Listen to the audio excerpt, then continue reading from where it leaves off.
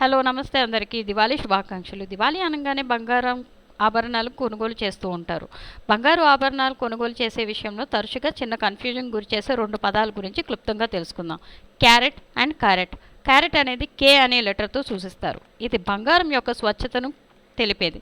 24 క్యారెట్లు అనేది స్వచ్ఛమైన బంగారం. 22, 18, 14 క్యారెట్లు అంటే మణిక కోసం ఇతర లోహాలతో కలిపిన బంగారం మిశ్రమాన్ని సూచిస్తుంది. ఇది క్యారెట్ అనే ప్యూరిటీ గురించి చెప్పేది. అదే క్యారెట్ వచ్చేటప్పుడు సి అనే లెటర్తో చూపిస్తారు. ఇది వజ్రాలు వంటి బరువును తేల్చేది. ఈ క్యారెట్ అనేది సరిగ్గా 200 మిల్లీగ్రాములు ఉంటుంది. క్యారెట్ బరువుని తెలిపేది. జెమ్ స్టోన్ యొక్క బరువు సైజును గురించి తెలిపేది.